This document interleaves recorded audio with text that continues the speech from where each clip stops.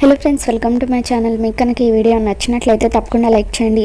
మిత్ర గారు నా భర్త అని చెప్పి లక్ష్మి అర్జున్ తల్లికి నిజం చెప్పేసిన తర్వాత, మరి అంత పెద్ద కుటుంబానికి కోడలువైన నువ్వు ఎందుకు కుటుంబానికి దూరంగా ఉండాల్సిన పరిస్థితి ఏర్పడిందని చెప్పి అర్జున్ అడుగుతూ ఉంటాడు. ఇక దాంతో లక్ష్మి, అందుకు ఒక బలమైన కారణం ఉంది.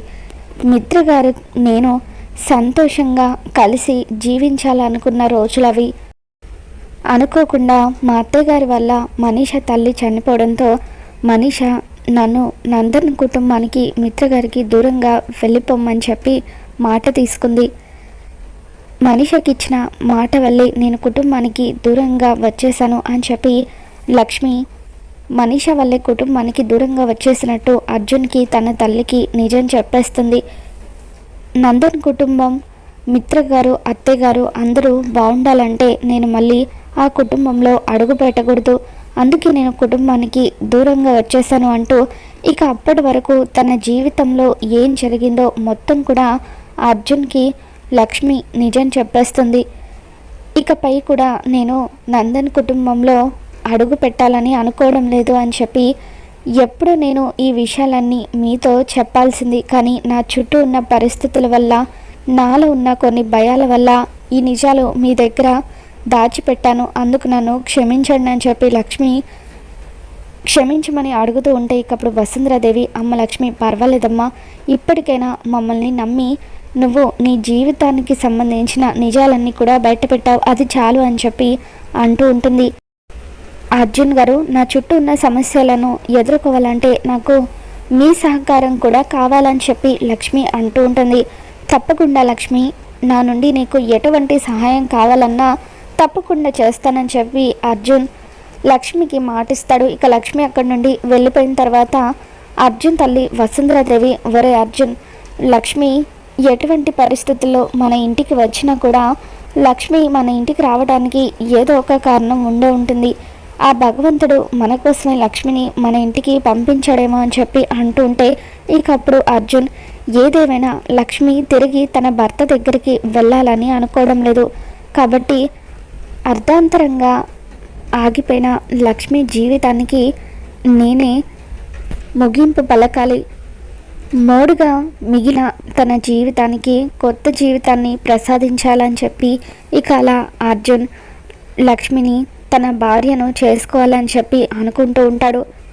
మరోవైపు జయదేవ్ హాల్లో పేపర్ చదువుతూ ఉంటాడు. ఇక జేఎంఆర్ ఇండియాకి వస్తున్నట్టు పేపర్లో న్యూస్ రావడంతో అది చూసి జయదేవ్ చాలా హ్యాపీగా ఫీల్ అవుతూ, ఒరే మిత్ర త్వరగా రారా అని చెప్పి పిలుస్తూ ఉంటాడు.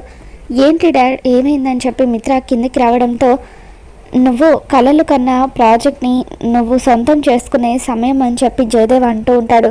ఏమంటున్నారు డాడీ అని చెప్పి నాకు అర్థం కావట్లేదని మిత్ర అనగానే, ఇదిగో ఈ పేపర్ చూడు, జేఎంఆర్ గారు ఇండియాకు వస్తున్నారట అని చెప్పి యువ పారిశ్రామికవేత్తలందరూ కూడా జేఎంఆర్ గారి చేతుల మీదుగా ప్రాజెక్ట్ అందుకోవడానికి ఎంతగానో కలలు కంటారు అని చెప్పి అంటూ ఉంటే, అవును డాడ్, నిజంగా ఆయన చేతుల మీదుగా ప్రాజెక్ట్ అందుకుంటే నేను నా జీవితంలో గొప్ప విజయాన్ని సాధించినట్టే అని చెప్పి మిత్ర అంటూ ఉంటాడు.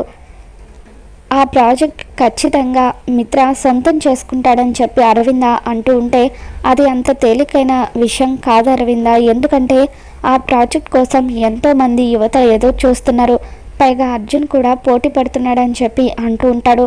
ఇక దాంతో మిత్ర, ఆ అర్జున్ ఈసారి నాతో పోటీ పడినా కూడా గెలుపు మాత్రం నాదే అని చెప్పి మిత్ర అంటూ ఉంటే, ఇక అప్పుడు లక్కీ, ఎంతమంది ఉన్నా కూడా తప్పకుండా మా డాడీ గెలుస్తారు అని చెప్పి అంటూ ఉంటుంది. థ్యాంక్స్ లక్కీ అని చెప్పి మిత్ర లక్కీకి ముద్దు పెడతాడు. ఏదో పోయినసారి అంటే వాడికి లక్ బాగుంది కాబట్టి, వాడి వెనకాల ఒక లేడీ ఉంది కాబట్టి ఆ లేడీ వల్ల ప్రాజెక్ట్ గెలుచుకోగలిగాడు అని చెప్పి అంటూ ఉంటే, ఇకప్పుడు లక్కీ, మీరు మాట్లాడుతుంది ఎవరి గురించి డాడ్, జున్ను వల్ల మదర్ గురించా అని చెప్పి అంటూ ఉంటుంది. కాదమ్మా లక్కీ, నేను మరొక లేడీ గురించి మాట్లాడుతున్నాను, అర్జున్ దగ్గర ఆ లేడీ పనిచేస్తుంది అని చెప్పి అంటూ ఉంటే, జున్ను వాళ్ళ మదర్ కూడా అర్జున్ అంకుల్ ఆఫీస్లోనే పనిచేస్తారు, ఆవిడ చాలా తెలివిగల వాళ్ళని, ఆఫీస్లో చాలా బాగా పనిచేస్తారని అర్జున్ అంకుల్ వాళ్ళు మాట్లాడుకుంటూ ఉంటే నేను విన్నాను. ఇప్పుడు నీకు జున్ను వాళ్ళ మదర్ ఎలా ఉంటారో చూపిస్తాను, ఇప్పటి వరకు నువ్వు ఆమెను చూడలేదు కదా అని చెప్పి లక్కీ ఫోన్ తీసుకురావడం కోసం అని చెప్పి లోపలికి వెళ్తుంది. ఇక లక్కీ ఫోన్ తీసుకొచ్చి వీడియోని మిత్రకి చూపించబోతూ ఉంటే ఇక అప్పుడు దేవి అని లక్కీ చేతిలో ఉన్న ఫోన్ని లాగేసుకుంటుంది. వసే లక్కీ, నీకు ఏ టైంలో ఏం చేయాలో కూడా ఏమీ తెలీదు, అయినా ఇప్పుడు జున్ను వాళ్ళ మదర్ గురించి మనకెందుకు అని చెప్పి మిత్ర, ఇంతకీ ఈరోజు మనం శుభవార్త ఎందుకు వింటున్నామో తెలుసా? వివేక్ పెళ్లి గురించి మనం అనుకుంటున్నాం కదా, ఇంట్లో శుభకార్యం జరుగుతున్నప్పుడే మనం ఇంకొక శుభవార్తని విన్నాము. అంటే ఇంట్లో అంతా మంచి జరుగుతుంది కదా. వివేక్ పెళ్లితో పాటు మిత్రకి మనీషాకి కూడా పెళ్లి జరిపించేస్తే ఒక పని అయిపోతుంది అని చెప్పి దేవి అని నువ్వేదంటావక్క అని చెప్పి అరవింద్ అని అడుగుతూ ఉంటుంది. ఇక అప్పుడు మిత్ర కూడా ఏం మాట్లాడకుండా సైలెంట్గా ఉండిపోతాడు. ఏంటి మిత్ర, నువ్వేం మాట్లాడవేంటి? వివేక్ పెళ్లితో పాటు మన పెళ్లి కూడా జరిగితే బాగుంటుంది కదా అని చెప్పి మనీషా అంటూ ఉంటే ఇక అప్పుడు మిత్ర, స్టాప్ ఇట్ మనీషా, ఇప్పుడు పెళ్లి గురించి ఆలోచించేంత మూడ్ నాకు లేదు. ఎందుకంటే ప్రస్తుతం నేను జేఎంఆర్ గారి దగ్గర ప్రాజెక్ట్ ఎలా చేజెక్కించుకోవాలా అని ఆలోచిస్తున్నాను. ఆయన దగ్గర కనుక ప్రాజెక్ట్ చేజెక్కించుకుంటే లైఫ్లో నేను ఒక పెద్ద విజయం సాధించినట్టే అని చెప్పి మిత్ర అంటూ ఉంటాడు. ఇక మిత్ర మాటలకు మనీషా షాక్ అవుతూ ఉంటుంది. మరోవైపు వసుంధరాదేవి హాల్లో కూర్చొని ఏదో పేపర్ చదువుతూ ఉంటే అప్పుడే ఒక వ్యక్తి, నేను ఈరోజు ఉద్యోగంలో జాయిన్ అవ్వడానికి వచ్చాను మేడం, అర్జున్ సార్ని కలవాలి, లక్ష్మీ మేడం ప్లేస్లో ఉద్యోగంలో జాయిన్ అవుతున్నాను అనగానే వసుంధరాదేవి ఒక్కసారిగా షాక్ అవుతూ ఉంటుంది.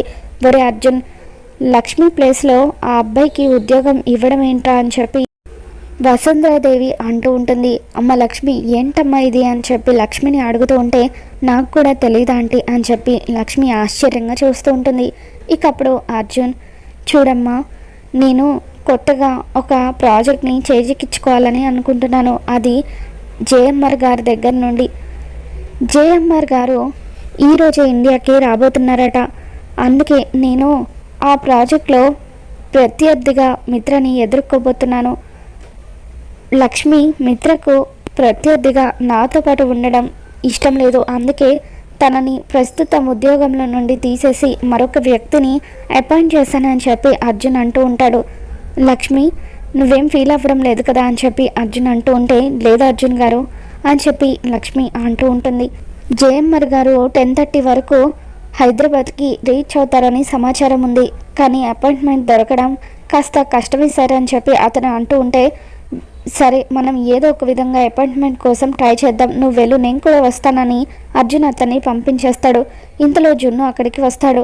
అమ్మ, నన్ను స్కూల్ దగ్గర డ్రాప్ చేయమ్మా అని జున్ను అంటూ ఉంటే, జున్ను, ఈరోజు నేను స్కూల్ దగ్గర డ్రాప్ చేస్తానని అర్జున్ అంటాడు. అదేంటి బాబా, రోజు అమ్మే డ్రాప్ చేస్తుంది కదా అని జున్ను అంటాడు.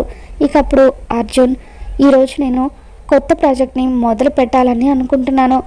నీతో కబుర్లు చెప్పుకుంటూ అలా సంతోషంగా వెళ్తే నాకు కూడా మైండ్ ఫ్రెష్ అవుతుంది కదా, అందుకే అని చెప్పి అర్జున్ అంటూ ఉంటే, బాబా మీరు కొత్త ప్రాజెక్ట్ మొదలు పెట్టబోతున్నారా, అయితే మీకు ఆల్ ది బెస్ట్ అంటూ అర్జున్కి ఆల్ ది బెస్ట్ చెబుతాడు.